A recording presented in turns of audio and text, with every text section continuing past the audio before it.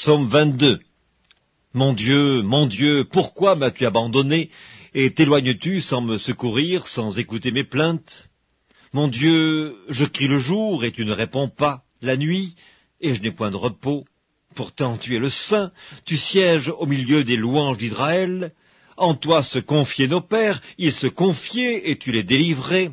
Ils criaient à toi, et ils étaient sauvés, ils se confiaient en toi, et ils n'étaient point confus.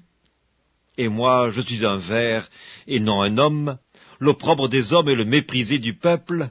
Tous ceux qui me voient se moquent de moi, ils ouvrent la bouche, ils secouent la tête. Recommande-toi à l'Éternel, l'Éternel le sauvera, il le délivrera, puisqu'il l'aime. Oui, tu m'as fait sortir du sein maternel, tu m'as mis en sûreté sur les mamelles de ma mère. Dès le sein maternel, j'ai été sous ta garde, dès le ventre de ma mère, tu as été mon Dieu. Ne t'éloigne pas de moi quand la détresse est proche, quand personne ne vient à mon secours.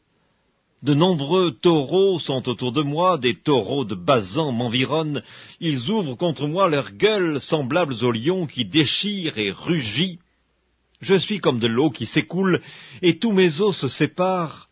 Mon cœur est comme de la cire, il se fond dans mes entrailles, ma force dessèche comme l'argile, et ma langue s'attache à mon palais.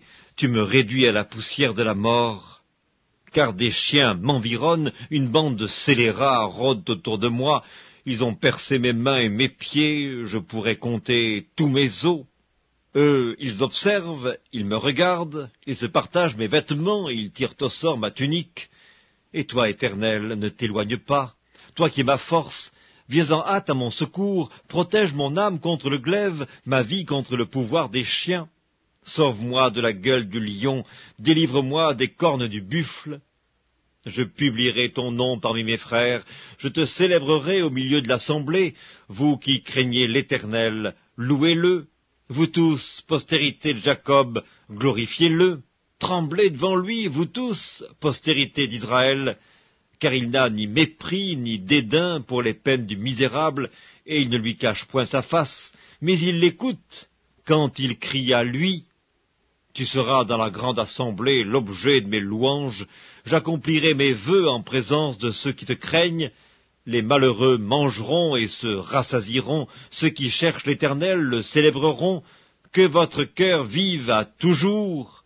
Toutes les extrémités de la terre penseront à l'Éternel et se tourneront vers lui. Toutes les familles des nations se prosterneront devant ta face, car à l'Éternel appartient le règne, il domine sur les nations. Tous les puissants de la terre mangeront et se prosterneront aussi. Devant lui s'inclineront tous ceux qui descendent dans la poussière, ceux qui ne peuvent conserver leur vie, la postérité le servira. On parlera du Seigneur à la génération future, quand elle viendra, elle annoncera sa justice, elle annoncera son œuvre au peuple nouveau-né.